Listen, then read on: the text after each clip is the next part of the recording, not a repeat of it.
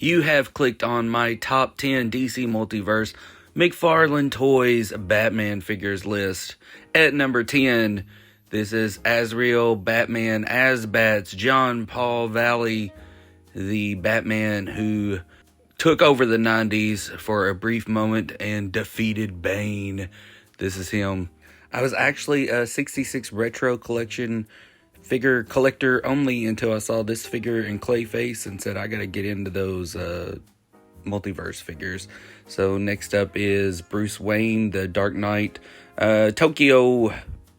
I don't even know the proper name of this figure, but this is a great Christian Bale face sculpt. The figure is excellent. I feel like it's a little more shinier than the Dark Knight figure, but great figure overall. Number 8, the armored Batman from The Dark Knight Returns. This is an early figure in the line. I feel like they have redone it. I don't know if they've redone it as well, but a great looking figure, and I didn't really feel the need to get another one. So this one well done. Up next, number 7 is Dark Knight Batman. He's looking great. He doesn't have a lot of movement, and I feel like I'm always going to accidentally pull his arm off if I move him too much based on how those shoulders are on there, but I think they got the look of him just right. The head looks great. Everything's working for him. He was always fun to put on the Bat Pod or take photos with. Next up, number 6 is Batman from The Flash. So Michael Keaton returns, and we have this great Batman I was able to do lots of videos and poses and photos with and things like that. Just a great figure overall. Didn't really know that we'd be moving on to get an 89 figure, but overall lots of fun was had with this one and that 89 Batmobile when it came out, or the Flash Batmobile, however you want to say. Number 5, first appearance Batman. This is, I actually was thinking this would get top billing there for a while.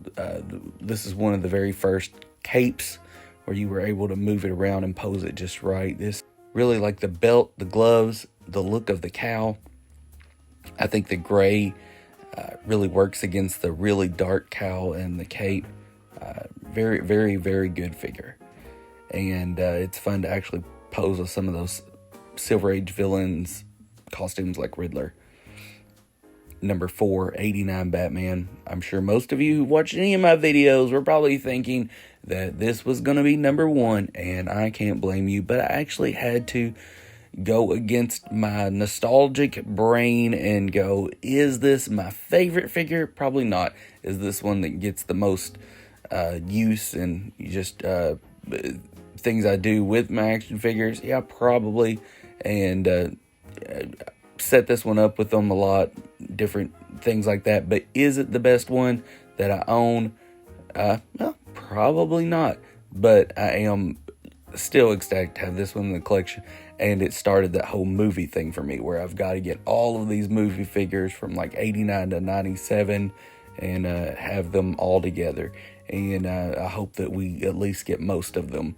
It looks like with this announcement of the Batman Returns line, we're going to get pretty close. So I'm still excited about that prospect of having that 80s and 90s collection of heroes and baddies all together and kind of started here. So pretty exciting. I'm sure most of you guys are pretty excited about that prospect too.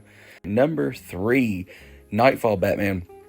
Now, if you're thinking classic gray, blue Batman, superpowers Batman, Batman when he was trotting around with Tim Drake in the 90s, early 90s, this is your Batman. This is what you're thinking of. And of course, when they say Nightfall Batman, this is the Batman who had to face off with Bane in the Batcave. And, it didn't really work out well for him. He was tired. He was run down, and Bane had an easy defeat there. But this is our Batman who, went up against Cluemaster and Joker and Penguin, all kinds of foes. Number 2, the newest Batman Begins figure with the posable cape and overall great sculpt, shiny where it needs to be, dull where it doesn't. Good figure overall. I actually thought this was going to be number one for a bit. The top three kind of went back and forth what they were going to be. Had a lot of fun with this figure. I get this one out quite a bit, just kind of looking at it and posing it and things like that. It's a lot of fun, and I think they really tried hard. But number one is still Hush Batman. As much as I have looked at that Jim Lee art over the years, read that book, thought about what does Batman look like to me? Is it Norm Brayfogle Batman? Is it Jim Aparo Batman? 70s Batman? What is Batman? Is it 89 Batman? It's so many things. It's, if you're into it, that hardcore. Jim Lee came along, really made his mark on it, and I feel like from book to action figure, from book to plastic, McFarlane Toys was able to do it the best with this action figure right here, and that is why it gets number one. Pen and paper to plastic, I think they did it the best right here.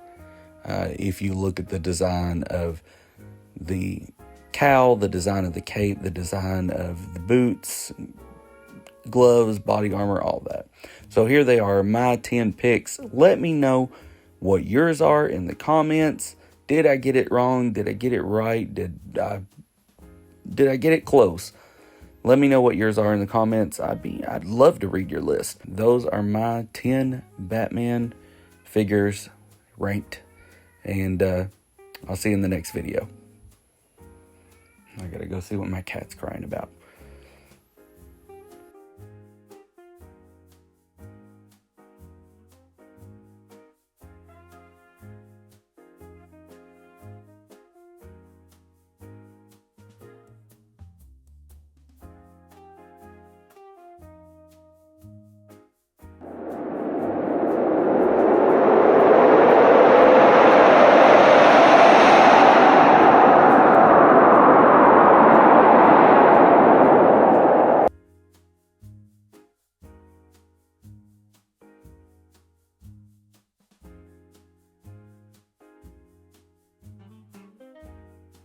Be sure to click on another video that YouTube recommends.